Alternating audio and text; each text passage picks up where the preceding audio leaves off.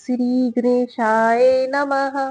प्रिय भक्तजनों, आज चैत मास के शुक्ल पक्ष की चतुर्थी तिथि है और आज सुख संपत्ति देने वाले विनायक चतुर्थी का व्रत है। यह व्रत भगवान श्री गणेश जी को अत्यंत प्रिय है। आज के दिन जो भी इस कथा को सुनता है उसे श्री गणेश जी, श्री कृष्ण जी और साथ ही धन की देवी माता लक्ष्मी जी की कृपा प्राप्त होती है। समस्त देवता उससे प्रसन्न हो जाते हैं। इस व्रत को करने, कथा को सुनने से संतान सुख की प्राप्ति होती है, सूनी गोद भर जाती है, संतान पर आने वाले संकट कष्ट हट जाते हैं और माता लक्ष्मी जी की कृपा प्राप्त होती है। सारे विघ्न दूर हो जाते हैं, भाग्य के द्वार खुल जाते हैं और घर में सुख समृद्धि का वास होता है। अब आप सुनिए विनायक चतुर्थी की पहली कथा। श्री गणेश चतुर्थी व्रत की पौराणिक कथा के अनुसार एक बार भगवान शिव तथा माता पार्वती नर्मदा नदी के किनारे बैठे थे। वहां माता पार्वती ने भगवान शिव से समय व्यतीत करने के लिए चौपड़ खेलने को कहा। भगवान शिव चौपड़ खेलने के लिए तैयार हो गए, परंतु इस खेल में हार और जीत का फैसला कौन करेगा, यह प्रश्न उनके समक्ष उठा। तो भगवान शिव ने कुछ दिन के एकत्रित करके उनका एक पुतला बनाकर उसकी प्राण प्रतिष्ठा कर दी और पुतले से कहा, बेटा हम चौपड़ खेलना चाहते हैं, परंतु हमारी हार और जीत का फैसला करने वाला कोई नहीं है, इसलिए तुम बताना कि हम दोनों में से कौन हारा है और कौन जीता है। उसके बाद भगवान शिव और माता पार्वती ने चौपड़ खेलना शुरू कर दिया। यह खेल 3 बार खेला गया और संयोग से तीनों बार माता पार्वती ही जीत गई। खेल समाप्त होने के बाद बालक से हार जीत का फैसला करने के लिए कहा गया, तो उस बालक ने महादेव जी को विजय बताया। यह सुनकर माता पार्वती क्रोधित हो गई और क्रोध में उन्होंने बालक को लंगड़ा होने, कीचड़ में पड़े रहने का श्राप दे दिया। बालक ने माता पार्वती से माफी मांगी और कहा कि यह मुझसे अज्ञानतावश हुआ है, मैंने ऐसा किसी द्वेष भावना से नहीं किया। तो बालक द्वारा क्षमा मांगने पर माता पार्वती ने कहा, यहाँ गणेश पूजन के लिए नाग कन्याएं आएंगी, उनके कहे अनुसार तुम गणेश जी का व्रत करो, ऐसा करने से तुम मुझे प्राप्त करोगे। यह कहकर माता पार्वती शिव जी के साथ कैलाश पर्वत चली गई। 1 वर्ष के बाद उस स्थान पर नाग कन्याएं आई। तब नाग कन्याओं से श्री गणेश के व्रत की विधि मालूम करने पर उस बालक ने 21 दिन लगातार श्री गणेश जी का व्रत किया। उसकी श्रद्धा से गणेश जी अति प्रसन्न हुए। उन्होंने बालक को मनोवांछित फल मांगने के लिए कहा। उस पर उस बालक ने कहा कि हे विनायक, मुझ में इतनी शक्ति दीजिए कि मैं अपने पैरों से चलकर अपने माता पिता के साथ कैलाश पर्वत पर पहुंच सकूं और वे यह देखकर बहुत प्रसन्न हो। तब बालक को वरदान देकर श्री गणेश भगवान अंतर्ध्यान हो गए।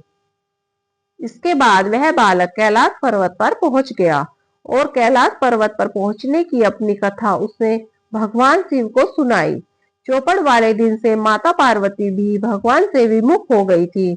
अतः देवी के रुष्ट होने की बात पर भगवान शिव ने बालक के बताए अनुसार 21 दिनों तक श्री गणेश जी का व्रत किया।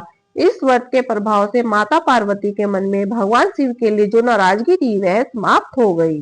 तब यह व्रत भगवान शंकर ने माता पार्वती को बताया। इसे सुनकर माता पार्वती के मन में अपने पुत्र कार्तिकेय से मिलने की इच्छा जागृत हुई। तब माता पार्वती ने भी 21 दिन तक श्री गणेश जी का व्रत किया तथा दुर्वा, फूल और लड्डुओं से गणेश जी का पूजन और अर्चन किया। व्रत के 21वें दिन कार्तिकेय स्वयं माता पार्वती से मिलने आ गए। उस दिन से गणेश चतुर्थी का यह व्रत समस्त मनोकामनाओं की पूर्ति के लिए किया जाने वाला व्रत माना जाता है। इस व्रत को करने से मनुष्य के सारे कष्ट दूर होते हैं, मनुष्य को समस्त सुख सुविधाएं प्राप्त होती है। बोलो भगवान गणेश जी की जय। अब आप सुनिए विनायक चतुर्थी की दूसरी कथा। एक दिन भगवान भोलेनाथ स्नान करने के लिए कैलाश पर्वत से चले गए। महादेव के प्रस्थान करने के बाद मां पार्वती ने स्नान करना प्रारंभ किया और घर में स्नान करने से पहले अपने मैल से एक पुतला बनाकर उस पुतले में जान डालकर उसको संजीव किया। पुतले में जान आने के बाद देवी पार्वती ने पुतले का नाम गणेश रखा। गणेश बालक को स्नान करते जाते वक्त मुख्य द्वार पर पहरा देने के लिए कहा। मां पार्वती ने कहा, जब तक मैं स्नान करके ना आऊं किसी को भी अंदर नहीं आने देना। कुछ समय बाद जब भगवान शिव अंदर आने लगे तो बाल रूप गणेश ने उनको अंदर आने से रोक लिया। भगवान शिव की लाख कोशिश के बाद भी श्री कृष्ण भगवान ने उनको अंदर नहीं आने दिया। गणेश जी के द्वारा रोके जाने पर उन्होंने अपना अपमान समझा और बालक गणेश का सर धड़ से अलग कर कर वो अंदर चले गए। शिवजी जब घर के अंदर गए तो वह बहुत क्रोधित अवस्था में थे। ऐसे में देवी पार्वती ने सोचा कि भोजन में देरी की वजह से वे नाराज हैं, इसलिए उन्होंने 2 थालियों में भोजन परोस कर रखा। 2 थालियों में भोजन देखकर शिवजी ने पूछा कि यह दूसरी थाली किसकी है। तब पार्वती जी ने जवाब दिया, दूसरी थाली पुत्र गणेश के लिए है जो द्वार पर पहरा दे रहा है। तब भगवान शिव ने पार्वती से कहा कि मैंने तो उसका सिर धड़ से अलग कर दिया है। इतना सुनकर माता पार्वती बहुत दुखी हुई और विलाप करने लगी। तो भोलेनाथ ने श्री गणेश भगवान का सिर जोड़ने के लिए प्रार्थना करने लगी। तब महादेव जी ने एक हाथी के बच्चे का सिर काटकर गणेश जी के सिर से जोड़ दिया और अपने पुत्र को फिर से जीवित पाकर माता पार्वती अत्यंत प्रसन्न हुई। इसलिए कहा जाता है कि जिस तरह भगवान शिव ने श्री गणेश को नया जीवन दिया, उसी तरह भगवान गणेश भी नया जीवन अर्थात आरंभ के देवता माने जाते हैं। प्रेम से बोलिए गणेश जी भगवान की जय। एक अन्य कथा के अनुसार बहुत समय पहले की बात है। एक नगर में एक निर्धन ब्राह्मणी रहा करती थी। उसके पति की समय से पहले मृत्यु हो गई थी। उसका एक 5 साल का पुत्र था। उसकी सास बड़ी ही कठोर हृदय वाली थी, उसे तरह तरह से प्रताड़ित करती थी। एक दिन सास ने बहू और पोते को घर से निकाल दिया, क्योंकि उसे ऐसा लगता था कि उसकी बहू अभागिन है, उसकी वजह से उसके पुत्र की मृत्यु हो गई है। अब क्या था, वे दोनों रोते बिलखते चलते चलते एक जंगल में जा पहुंचे। जब चलते चलते उन्हें थकान हो जाती है तो वे एक बड़े से पेड़ के नीचे बैठ गए। वहां से थोड़ी दूर पर एक गणेश जी का मंदिर था। वहां बहुत से लोग गणेश जी के दर्शन करने आते थे। दर्शन करके गणेश जी को प्रसाद चढ़ाते थे, फिर वह प्रसाद सबको बांट देते थे। इस प्रसाद से माँ बेटे का गुजारा होने लगा। उन्हें थोड़ा बहुत खाने को मिलता और पेट की आग शांत हो जाती थी। इस प्रकार दोनों गणेश जी की पूजा पाठ में लगे रहते। एक दिन की बात है, ब्राह्मणी अपने बच्चे के साथ रात्रि में सो रही थी। तभी उसे स्वप्न में भगवान गणेश जी ने दर्शन दिए और कहा, हे पुत्री, तुम्हारी निर्धनता जल्द ही दूर हो जाएगी। विनायक चतुर्थी का व्रत करो और साथ ही जंगल से ढेर सारे पुष्प लाकर उसकी मालाएं बनाओ। उसे मंदिर के पास ही श्रद्धालुओं को बेचो। इस प्रकार तुम्हें आय की प्राप्ति होगी और दिन पर दिन तुम्हारी तरक्की होगी। अब क्या था, वह सुबह होती है और उस ब्राह्मणी ने यह बात अपने पुत्र को बताई। तो पुत्र ने कहा, माँ, यह तो बहुत ही अच्छी बात है। जब गणेश बाबा आपको दर्शन दिए हैं तो हमें अवश्य ही फूल तोड़कर मालाएं बनानी चाहिए। वे हर रोज जंगल से फूल लाकर उसकी मालाएं बनाकर बेचने लगे। साथ में पूजा की सामग्री और प्रसाद भी बेचने लगे। इससे उनकी आमदनी होने लगी। गणेश जी के कृपा से उनकी आमदनी बढ़ने लगी और उस ब्राह्मणी ने विनायक चतुर्थी का व्रत भी किया। भगवान गणेश की कृपा से जल्द ही उन्होंने एक बड़ा सा मकान बनवा लिया और एक दुकान भी बनवा ली। इस प्रकार से कुछ वर्ष बीत जाते हैं और वह ब्राह्मणी का पुत्र बड़ा हो जाता है। युवावस्था हो जाती है तो वह विवाह योग्य हो गया। ऐसे ही एक दिन की बात है, एक राजा की लड़की मंदिर में रोज पूजा करने आती थी। ब्राह्मणी के बेटे को देखकर राजकुमारी उस पर मोहित हो गई और उससे विवाह करने की सोचने लगी। उसने अपनी भाभी से अपने मन की सारी बात कही तो भाभी अनुभवी थी। उससे कहा, यह तो ब्राह्मणी माली का बेटा है और तुम एक राजा की बेटी हो। यदि तुमने उससे विवाह किया तो तुम्हारी बहुत ही बदनामी होगी।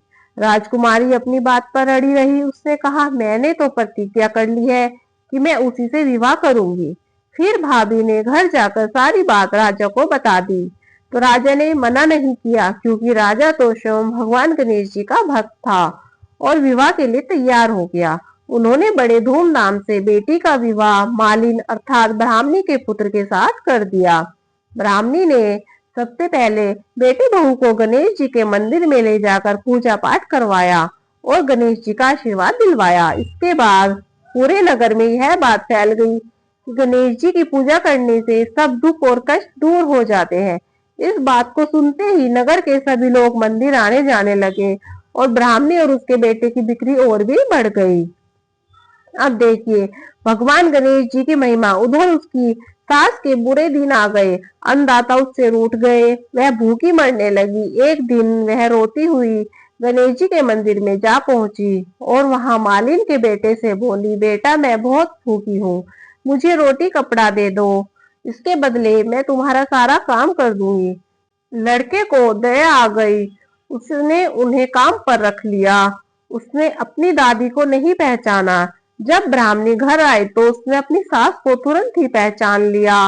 वह अपनी सास से बोली, सासू माँ आप यहाँ कैसे? सास ने पोते की तरफ इशारा करते हुए कहा, मेरी इस सेठ के यहाँ नौकरी लग गई है। तो बहू बोली, यह आपका पोता है माँ जी, और यह घर भी आपका है, यह दुकान भी आपकी है।